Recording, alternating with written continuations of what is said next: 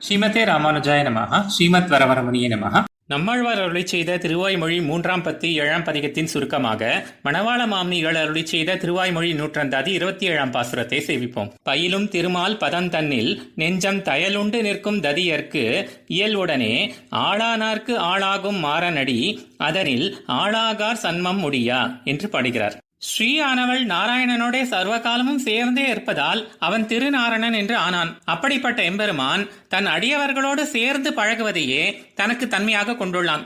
இப்படி அந்த ஸ்ரீயப்பதியின் திருவடிகளிலே பாதம் பணிய வல்லாரை, அதாவது அவன் திருவடிகளில் உள்ள மேன்மை இனிமை ஆகியவற்றை கண்டு உள்ள முருகி, இவள் யார் மனைவி என்று கேட்டால் இன்னாருடைய மனைவி என்பது போல, இவருடைய அடையாளம் என்ன என்று கேட்டால் எம்பெருமானுடைய திருவடி சம்பந்தம் பெற்றதுதான் இவருடைய அடையாளம் என்றபடி பாதம் பணிய வல்லார் என்றும், திருநாரணன் தொண்டர் என்றும், தாளும் தடக்கையும் கூப்பி பணியும் அவர் என்றும், திடமான அன்போடு மனம் பதிந்து இருக்கும்படி உள்ள தகுதியை உடையவர்களை, அதாவது சமாஸ்ரயணத்தை செய்து கொண்ட பாகவதர்களை, இப்படி அவன் வடிவழகிலும் ஆயுத ஆபரணாதி ஒப்பனை அழகிலும் தோற்றுப்போய் அடிமையாய் இருப்பவர்களுக்கு தாசானுதாசராக தம்மை நினைத்து பயிலும் சுடரொளி என்னும் பதிகத்தை அருளிய ஸ்ரீ நம்மாழ்வாருடைய திருவடிகளிலே அடிமை செய்ய பெறாதவர்களுடைய பிறவி என்பது ஒரு காலம் முடிவடைய மாட்டாது என்று மாமுனிகள் அருளி செய்கிறார். ஆழ்வார் எம்பெருமானார் ஜீயர் திருவடிகளே சரணம்.